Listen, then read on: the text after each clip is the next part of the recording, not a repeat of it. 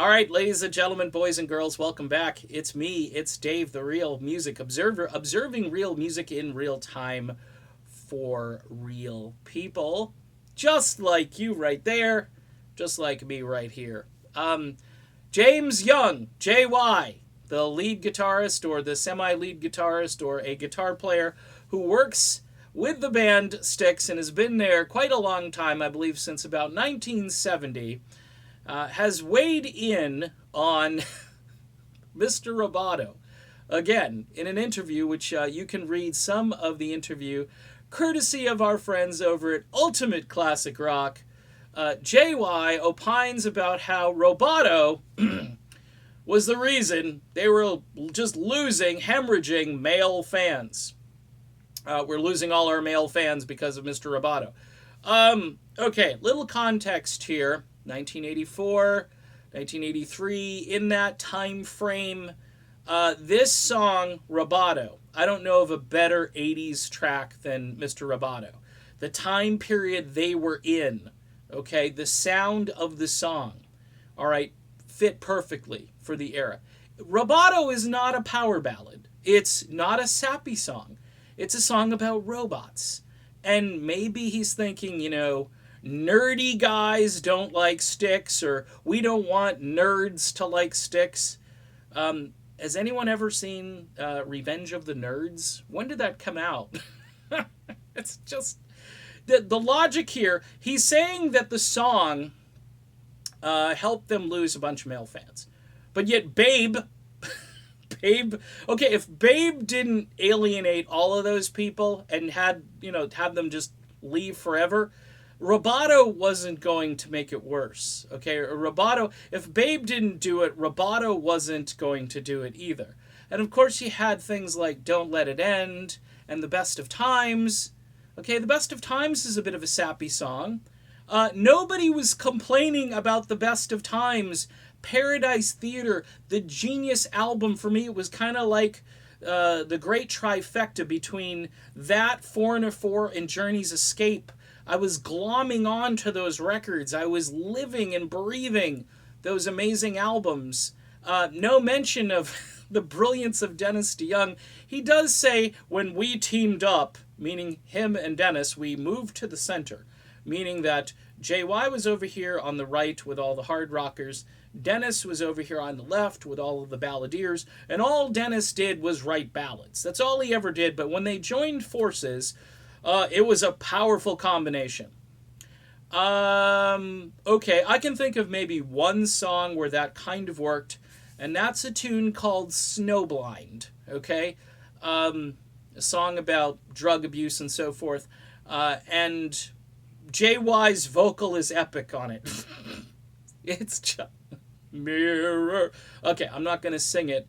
JY, just for the record, buddy, how many top 40 hits do you have? Lead vocals, singing, writing. How many do you got? Oh, crickets. I don't hear anything. Hey, at least Tommy Shaw has contributed to the band's, chart success. And if he's going to badmouth Dennis, he's got a little bit of a platform to do so. But this rant was absolutely ridiculous. Roboto helped us lose our male fan base.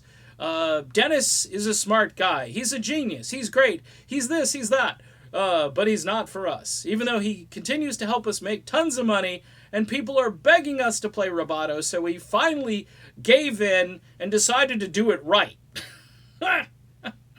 Because we all know that Dennis DeYoung's version, the one that he's been performing live for, like 20 years now, his version is just lousy, right? And so you guys had to come and figure it out and put Lawrence Gowan on it, who's just the most amazing vocalist you've ever heard.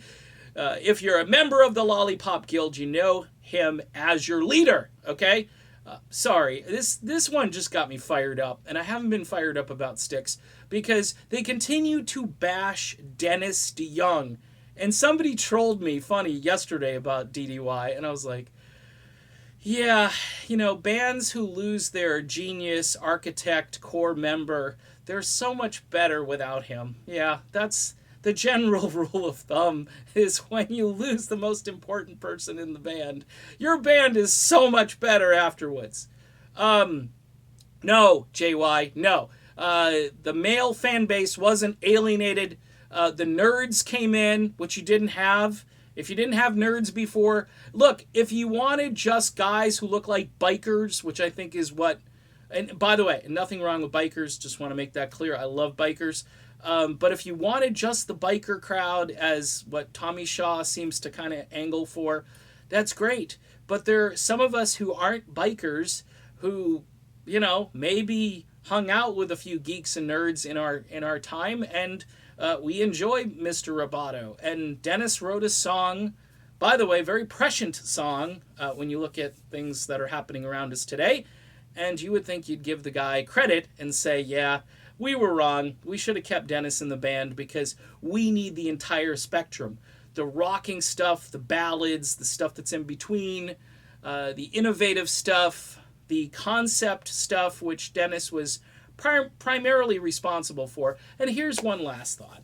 JY came back to the band in the early 90s, okay?